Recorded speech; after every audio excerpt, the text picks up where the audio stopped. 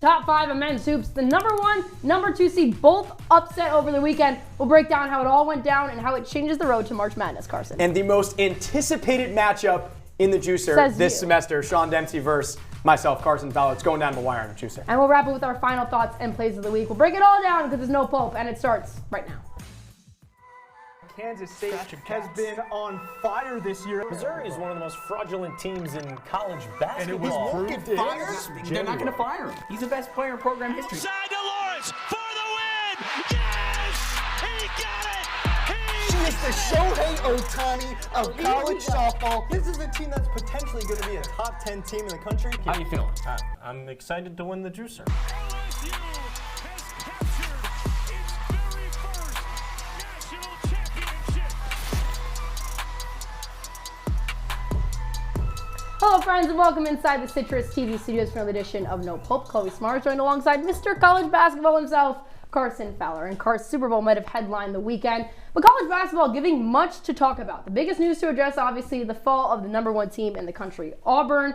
Auburn, throughout the season, has looked like the most dominant team, running a 14-game win streak coming into this game until, of course, the Swamp came to town. Number 6 Gators beat the top-ranked Tigers 90-81. It was the second win for Florida against the top number 1 team in the country. They beat, obviously, Tennessee back in January. What stood out to you about this game, I guess either from a Florida standpoint or from an Auburn losing now most likely not going to be the number 1 team? Yeah, for Auburn, they just didn't play their brand of basketball. Didn't rebound the basketball well, didn't shoot the three ball well. And for Florida, they exposed Auburn's mistakes. Offensive rebounds that led to second chance buckets. They had 17 points off of 8 turnovers. Not to mention, Florida won this game without their second leading scorer in Elijah Martin. Terrific Florida Atlantic transfer that gives him 15 points per game, and he also shoots at 34%. I think for Florida, Carson, I mean, winning on the road in the SEC is a tough task. It's not easy to do, and especially some might say it's impossible. It's in a hostile environment and the number 1 team in the country. This was just the 5th program in history of Division I basketball to defeat 2 number 1 ranked teams in one season. And what was so impressive to me from Florida's perspective, they got down early. The opening minutes was down 15-5, then went on a 24-7 run into the halftime, to go up by 10 into half. Florida did not give up the entirety of this game. And Auburn, I mean, obviously we were big on them the entirety of the season, but Florida can really compete. Yeah, they're a really good team, and we're going to talk about them later in the show why. For me, though, I don't think this definitively makes Florida the best team in the SEC by any means, and I'll tell you why. They're 2-2 against ranked teams this year. That's not a large enough sample size for me to definitively say that they're the best team in the SEC. I kind of agree with you on this. I still think Auburn is arguably the best team. They stayed number 1 in the AP poll for a reason. Or I go Bama, but I do think Florida showed something. They proved something, and they're building their resume for March. Looking at someone like Walter Clayton Jr., who, by the way, was not in the game against Vandy on Tuesday, had a big game against Florida. Yeah, against Auburn. Sorry, Florida's got a gauntlet of a schedule coming up, and really the SEC in general is a gauntlet, but they've got 4 ranked games coming up. Texas and South Carolina, top 5 matchup in women's college basketball. The Longhorns win a big one at home, 66-62. They actually avenged a 17-point loss early in the year, and they've won 8 straight since that game, including a couple ranked games. And for South Carolina, it was their worst shooting game of the year, and they only lost by 4. Gamecocks them to deal with. But Texas is really good, too. Texas is a really good team, and I think when we talk about this game, you kind of got to talk about what happened in their previous matchup in early January. What went well for South Carolina in that game was they took really good shots and they shut down Madison Skinner. What they didn't do in this game is they took horrible shots and let Madison Skinner beat them. Like you said, Carson, they shot just 36% from the field. In the final 4th quarter, just 26%. I think Dawn Staley obviously was a little bit frustrating in the beginning of this game. There were 16 fouls that were called in the first quarter. 9 of them went against the Gamecocks, but you can't blame it on the refs, Carson. And sure, they maybe made them less aggressive as the game went on, but Texas, number 4 seed in the country against the number 2 seed, those are 2 number 1 teams going at it. Yeah, you mentioned what South Carolina did well in their last game, what they didn't do well in this game, and for Texas, it's quite the opposite. Their best 2 players did not show up at all in the last game. Madison Booker and Taylor Jones combined for 7 points in their last game. And Madison Booker's up there because she had 20 points. Yeah. She and Jones combined for 30 points in this game, and that's what they need for this team to be successful. Someone who's not on that stat line for South Carolina is Sanaya Fagan, and she was a big X factor in the game they previously played in January. Not necessarily from a stat line perspective, but just presence on the court. She had I don't even know how many, I think career high game in blocks and steals in that game. She was kind of the X factor to block Madison Booker in this game, and she didn't do that. And to me, that was the big X factor as to why South Carolina couldn't really get over the hump in this game, was because of her. She was my X factor going into it, and she didn't really deliver in my opinion. Yeah, and I think for Texas, the X factor on their side is Roy Harmon. She leads the team in assists and steals. She was 1 for 9 in this game. She needs to be a consistent scoring option. She averages 10 points. But for Texas to be serious this year with Jones, Booker, Harmon needs to step up. I think we're going to see this game again in the conference tournament. It's going to be a good Another game. prediction from you for conference championship Let's go back to the men's side, Carson, and one of the most red-hot teams in all of college basketball, St. John's. The Red Storm defeated number 11 Marquette last Tuesday and also topped the defending national champions UConn on Friday night. The number 1 team in the Big East, 12-1 in conference, and despite the strong season, head coach Rick Pitino still thinking about just one thing. I would have said, how the f*** did we lose that one game? Look, I'm proud of the guys. We got everybody on board for St. John's. We are putting it all together, putting the garden together with the fans, with student body. This is a total team effort. Is it crazy to say that St. John's and Rick Pitino could go to the Final Four? No. I truly believe they're the most red-hot team in all of college basketball. Rick Pitino could literally take a 4th team to a Final Four in his tenure. And I'll tell you why. There's 3 things. Go ahead. 1, Rick Pitino himself. Yeah. 2, the development of their guards and Zuby, Ejiofor, RJ Lewis, Ejiofor, and Wilcher all increased their scoring output by 6 points or more. RJ Lewis especially. You add Kadari Richmond, Seton Hall transfer, who was already one of the best players in the Big East last year. You added Devin Smith, who did not have a good game against UConn, but he didn't need to. And then again, say what you want about Rick Pitino, but the man can coach. I mean, you talked about these transfers that are coming in. I think it's hard for people to understand that in this whole world of transfer portal, not just in college basketball, but in football as well, it's hard to take players, bring them into your program, and expect them to succeed. I mean, we broadcast from Syracuse. That's what Coach Redacci was trying to do here. But for Rick Pitino to bring in someone like an RJ Lewis, like you mentioned, he had 21 points against UConn. He had a dagger 3 seconds left in that game as well. Brought in 2 transfers from North Texas. They now average 41 rebounds in that game, those 2 forwards that they brought in. I can't say enough good things about what he has done. He has promised a resurgence for St. John's, and he's doing it, Carson. You know what's even more impressive? They have more wins in less games than they did in all of last year. They had 20 wins last year. They have 21 in 24 games. And what's even more impressive is they're doing it without their 3 leading scorers from last year in Joel Soriano, Denise Jenkins, and Jordan Dingle. This is a really good St. John's team, and people need to wake up. They came into this game ranked 12th. They're 9th in the country now. I don't think it's any bit of stretch to say they are a top 5 team. Our friends at SNY must be loving covering St. John's. I actually went to a few St. John's games when I was at SNY. But yeah, number 12 team in the country. This is the best start to St. John's program since the mid-1980s, And they did it in 2 years. 2 years. That's big price for Rick Pitino. St. John's was actually the definition of mediocrity before he got there. When we come back here on No Pulp, we'll continue talking college hoops in the juicer. Former executive producer Sean Dempsey and Carson Fowler's roommate makes his debut, looking to sweep Carson en route to a juicer win. That and more after this.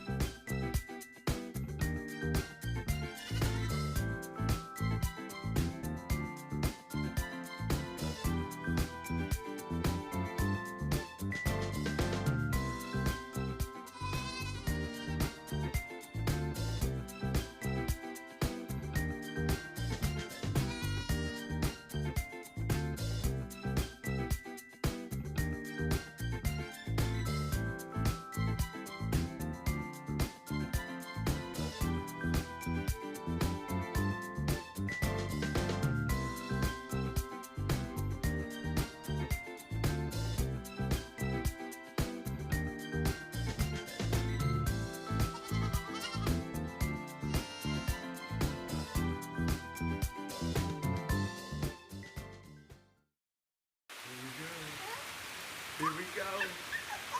We're going to go out there in the rain. It's going to get wet. All right, here we go. Oh,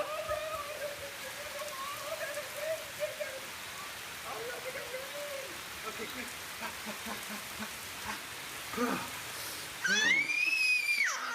Oh, yeah, yes. So much fun. Mwah. So wet. Welcome back to No Pulp. It's the best part of the show. It's the juicer, and these two have been smack talking all week. I've been getting texts. Not true. I've been getting texts all day from these two because both of them really badly want to sweep each other. Carson Fowler, our former executive producer, Sean Dempsey. Hey guys, he's made it back to the show. And the juicer. Shake hands, please, you two. These two are roommates, by the way. Hey, really good friends of mine. He's my best friend. And we're gonna have a lot of fun. He's got ChatGPT on his. I don't have ChatGPT on my. Look, Carson, I'm the 12 seed, expected to upset the 5 seed. That's all. I like Okay. that. Also, Okay. Carson does have a screenshot on his notes here. I'm not I do, quite but it's sure not ChatGPT. what that is. Let's get into the first question, guys. Sean, I'm going to come to you first. Biggest upset in the week in no, that's not the question. Most overrated conference in college basketball, men's or women's? Well, let me tell you this, Corey. The most overrated conference is easily the ACC for the men's side. And now historically, the ACC has been a great conference, but this year, that just simply hasn't been the case, right, guys? There's only 2 teams in the ACC that are currently ranked. Only 4 teams are projected to make March Madness this year from the ACC. Louisville is a 7 seed. Wake Forest is barely supposed to get in. And last 4 in, obviously, Duke is projected to be a 2 seed or a 1 seed. And then you have Clemson as an 8 seed as well, but not to mention UNC and Miami are atrocious and aren't even going to make the tournament. And we look at this word here, overrated. Historically, the ACC has been arguably the best conference for men's college basketball. Talking about history here. Let's talk. All right. And this season, that simply just is not the case at all. It's too top heavy. No one else is good on the bottom. I wouldn't even call it top heavy. It's like 2 teams. Okay, Sean, the ACC started with 2 ranked teams. And they still have 2 ranked teams. Why are they overrated? They're not overrated. The conference that's overrated is the Big Ten in women's basketball. Chloe and I actually talked about this on the tryout that we did for No Pulp. The Big Ten had 12 teams seeded into March Madness, according to Charlie Cream earlier this year. They still have 12 teams, which is absurd. Of the 12 teams, only 7 have a 500 or better record against ranked teams. It's a very top-heavy conference. UCLA, USC, OSU are the top teams in that conference. Maryland just lost. The majority of these programs are bubble teams. Bubble teams. Indiana, Oregon, Minnesota, Nebraska, Iowa. What have they done? The top 3 teams in the top 10, Carson. But how's that overrated? The question is overrated. They have 5 teams on the bubble of March Madness. I'm sorry I know you keep stressing bubble team. But they're not going to get 12 teams. But I'm going to go with the Let's ACC pop that bubble here. I really think the Big Ten is going to get 13 or so bids into the NCAA tournament. Next question, that point goes to Sean Dempsey. Carson, coming back to you on this. Most underrated player in the country in men's basketball is? Sorry, I know you're so heated in the last question. Okay. Now I'm going to get to my screenshot. All right, so we're looking at the the definitive Webster's Dictionary difference between the definition of underrated and unknown. Technical. And I'll give you my explanation. Jason Edwards at Vanderbilt is the most underrated player in college basketball. 1, because he's actually a known player, and 2, because no one is talking about him. He was an all-conference first-team player at North Texas last year. He averages 18 points per game. He's top 10 in the SEC in points per game, free throw percentage, and field goal percentage. And to add to that, he shows up in big games. Aside from the game against Mississippi State, where he played through injury, he's averaging 20 points. He's shooting 50% and 45% from 3. That's literally Steph Curry-like numbers, and no one's talking about it. You picked a player who is leading a team in, But did one you know of the who best he was conferences. before? Did you know who he was before? All right, let me get to my player here. We're going to go with John Poulikitis from Yale. This guy is absolutely incredible. He is one of the best guards in the entire country, and let me tell you all about him, right? He's averaging over 20 points per game this season, and he's leading Yale. His 20.5 points per game, which ranks 10th in all of Division I. He shoots 45% from 3, which ranks ranks 8th in the nation. He has consistently shot 40% from 3 over his entire career at Yale. He's 6'6", 205 pound senior guard. He's leading Yale to an undefeated Ivy League conference so far. Also, last 6 games, ready? 32, 21, 23, 15, 12, 29. Why are we not talking about this guy? Can I tell you something?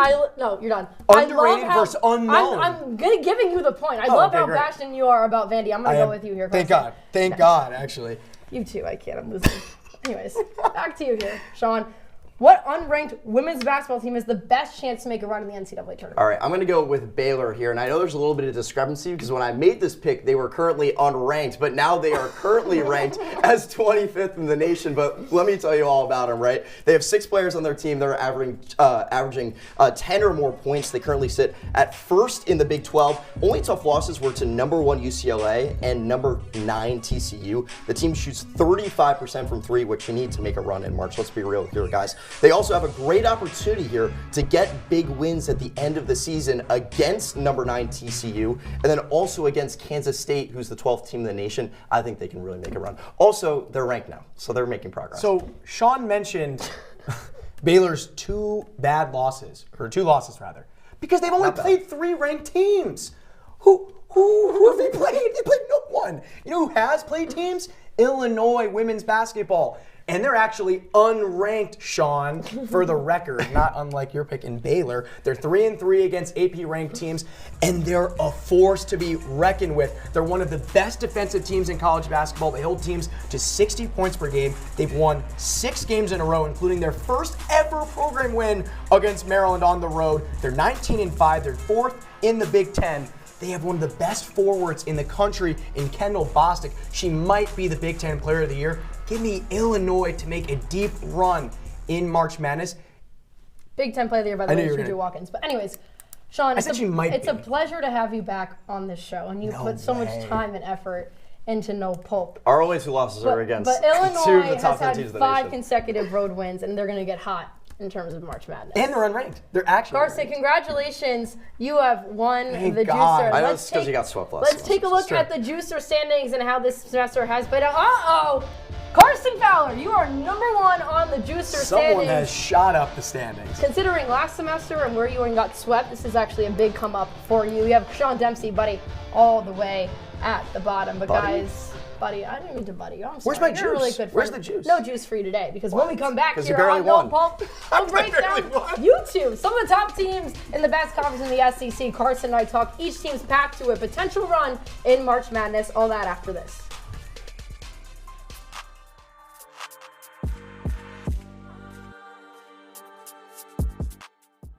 Welcome to my house.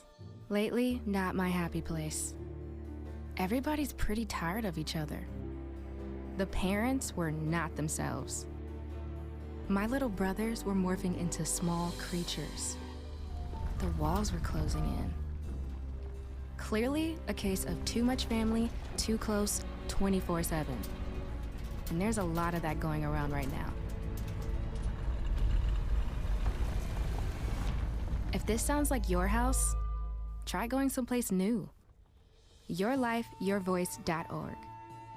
You'll find lots of ideas to help you handle the family stresses of being confined to close quarters. YourLifeYourVoice.org. It might not get you out of the house, but it could help you find a little more breathing room.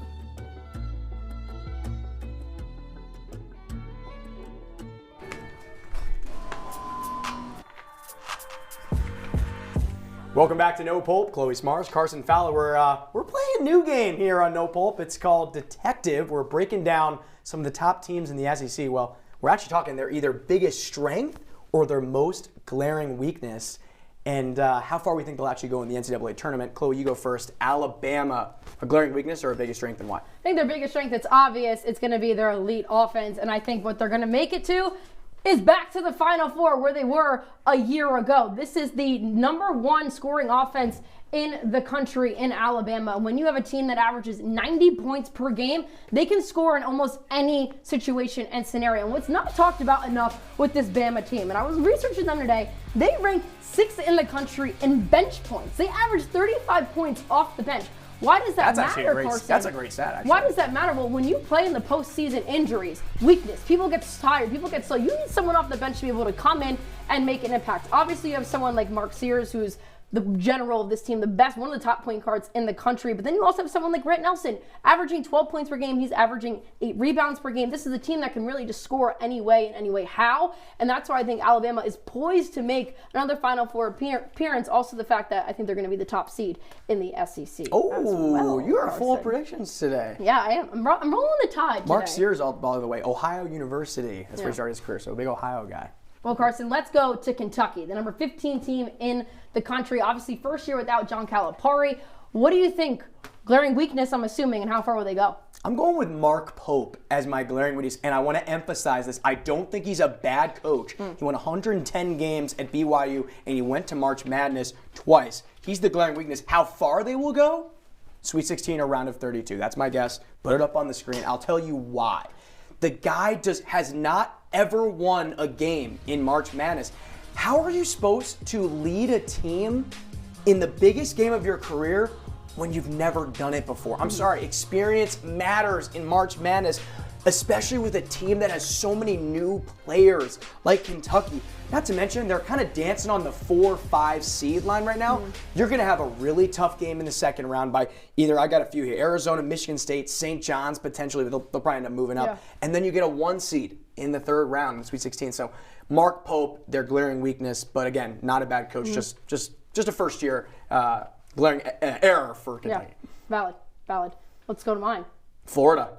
What is Florida's glaring weakness or biggest strength? It's almost the same thing that you said for Kentucky. My glaring weakness here is Todd Golden, and I think they're going to make it furthest to the round of Sweet 16. They might even get knocked out in the round of 32, in my opinion. Coming up a big win against Auburn, too. We're still saying that? Florida's a strong team. We talked about it at the top of the show, but my same glaring concern that you have for Kentucky is that Todd Golden has not gone out of the round of 32 yet, right? He has obviously his prior coaching experience, but he's the youngest coach in the SEC. Really? The youngest coach. And I'm not saying that, obviously there's a trend in all of college athletics to hire younger coaches, but I get nervous when the big moment comes. Obviously last year in the opening round, they lose 100-102 to a Colorado team. That was a really big upset. They were the number 7 seed in that tournament. This year, I think they'll get a little bit higher. They have more talent, more experience. But I get a little bit nervous with Todd Golden's inexperience in the big moments, in the big games. That might hold them back. They got a gauntlet of a schedule coming up. They do too, yes. They're only 2-2 actually in ranked games. And 100%. let's talk about our last SEC team. Auburn, former number one team in the country whenever it still the number one team. Still technically. Carson, we talked about on the top of the show. What do you think their biggest strength is and how far will they go? So you called Alabama's offense elite. Yeah. I think Auburn's biggest strength is they have a relentless offense. And I'll tell you what that means, and I think how far they'll go, at least the Final Four. This is one of those teams that has been dominant all year in college basketball. They kind of remind me of Purdue. They have a lot of really good guards that shoot 3-ball well, and then they have a Zach Edey. In this case, it's Shania Broom, who will be the player of the year, not only the SEC, but will be the national player of the year. Auburn has 4 players that shoot three-point percentage 40% or more. Chad Baker-Mazar, Tahad Pettiford, Miles Kelly, who's a terrific transfer from Georgia Tech, and then Denver Jones. But the biggest thing for Auburn, the key to their success, is Janai Broom's playmaking ability. Yeah. He's 6'11", and he passes it 3.5 times a game. And look at the ranked games ahead for Auburn. Listen, they get Alabama twice, Texas A&M, Kentucky, and Ole Miss. So you're going to have a lot of chances in big games to play big minutes. And I think for all the reasons I just said, they're going to win a lot of those games. The biggest one, though, they don't turn the ball over ever. Number 9 in the country. What do you think they come out of this gauntlet at? With their records? Through those 5 games, 2 road games, or actually 3, sorry, 1 against Alabama. Auburn, one of the best games I think we've seen all year. I think they'll go 3-2 in those games. I think they'll win 3. I think they'll split with Alabama. I think they'll beat Ole Miss at home. I think they'll beat A&M, and I think they'll lose at Kentucky. I think, to your point, that will just only build their resume more to be stronger. They play totally really strong teams, unlike some other teams that maybe have a higher rank but haven't had the strength of schedule that Auburn has. And that's the benefit for the SEC this year. It has kind of become what the Big Ten was in men's basketball. you have so many ranked teams, so many good games. Like even a Vanderbilt who's dancing at. You're a big I'm always guy. bringing up Vanderbilt, but they're 5-5, but they're 17-6. That's a quality win. Tennessee and Kentucky were on the wrong end of that earlier this year. So many opportunities for quality wins, which is why the SEC is getting so much recognition this year. It's just proving that it all just means more than the SEC. I knew you were going to say that. Well, when we come back, it's Chloe and I's Plays of the Week and our final words. The next segment of No Pulp returns in just a few.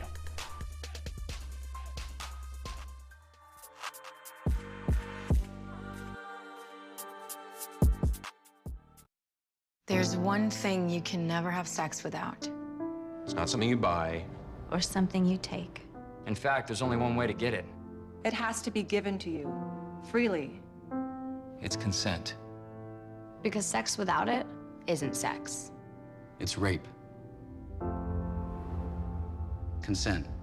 If you don't get it, you don't get it. It's on us to stop sexual assault. Learn how and take the pledge at itsonus.org.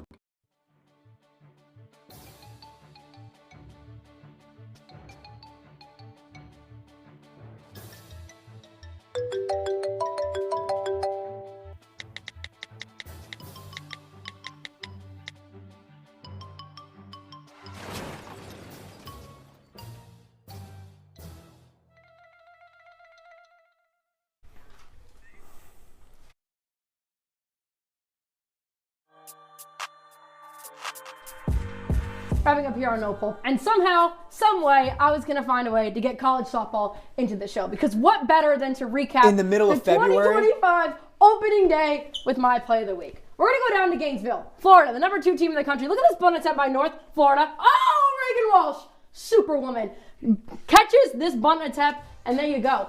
She would also homer in this game, by the way, Carson. They would sweep them 8-0. Look at this play. Genuinely, read the hands of the batter so quickly. That is a Superman play. I'll admit, that was pretty insane. I just love college softball, by the way. If I'm Mr. College Basketball, you're Miss College Softball. But like college softball, seriously, put it on. It is some of the great stuff you can watch, especially when come June. It's going to be all I talk about, and I'm so excited that college softball made it into the show, by the way. God, college softball? I'm so sorry. Go ahead. What's yours? Okay.